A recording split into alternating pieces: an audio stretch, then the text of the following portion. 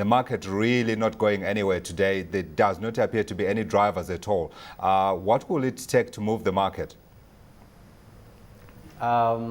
Really, we've seen a lot of pullbacks since the beginning of the week. And this is, we could say that one of the reasons is there's a lack of foreign investor support. And most of it is due to the global risk aversion. We've seen the events in Libya.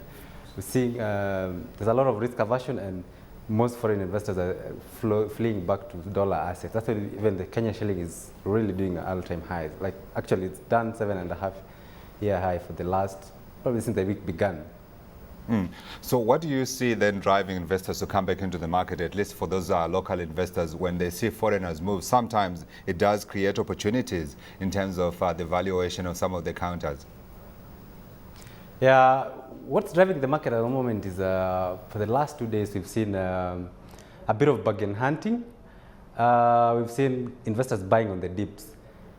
Basically, they're coming back to the market and really buying these cheap counters. We saw on Tuesday Safaricom touch a very low of 3.6, and if you look at the demand today, it was substantial, telling you that there's a bit of bargain hunting. Yeah. Bargain hunters come to the market to drive up the market, you know. Yeah. Now we've got stories around the cement issue. I mean, we have Athi River Mine warning that competition could see prices drop as much as 10%, and we've got the stock down today, something like a shilling to 182 shillings.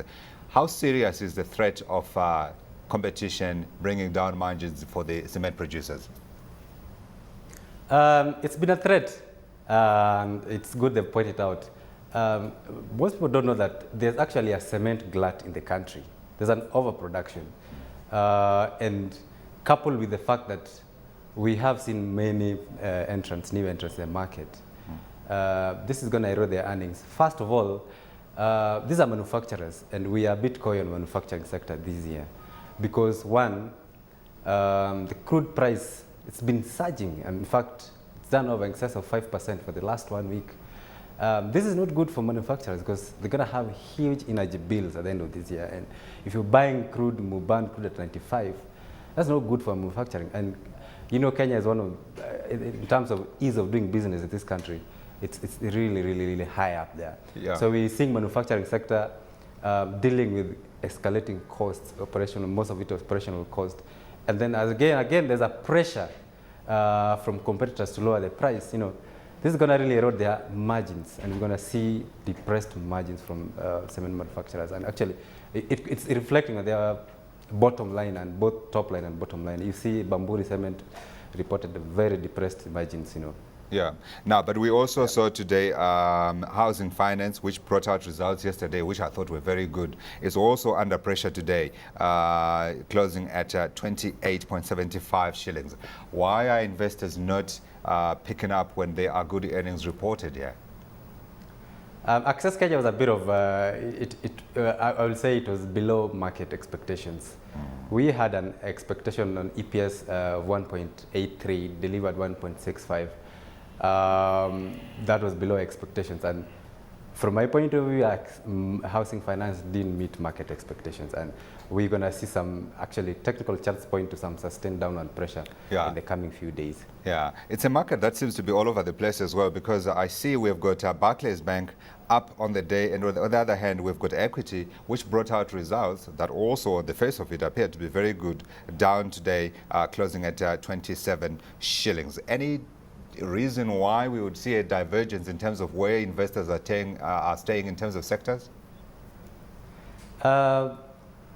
We would say that basically the banking sector, and more specific Equity Bank, it's a question of, you know, and this is Hina's view. We think that investors had priced in earnings way back as early as November and December. They were buying, expecting this kind of upside in EPS.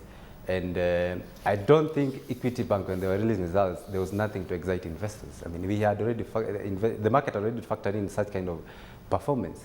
And I'm sorry, we might have to see on some other banks, you know, investors are already priced in such kind of performances. So unless there's some exponential or really phenomenal quantum of, you know, performance, I don't think, I still see financials really depressed, you know. Yeah, and it doesn't help as well. Performance. It doesn't help at the same time because we've got inflation accelerating now on the back of those higher food prices, and we also have at the same time the Kenyan shilling weakening against the US dollar.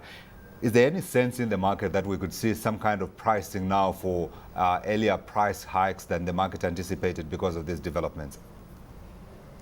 Not really in the short term, because I can tell you that if you look at the banks and if you look at their loan books, most of them were a bit shy, you know, in terms of lending.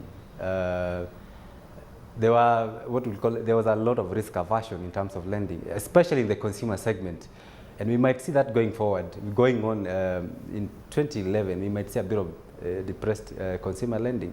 And most of this is because if you look at inflation, we are battling, yeah, that's for true, and we might have to battle inflation. And in fact, I think the central bank might have to relook at their position of cutting on the CBR rates, because we might see an onset of inflation from both sides, both from the demand pool and cost pool, you know.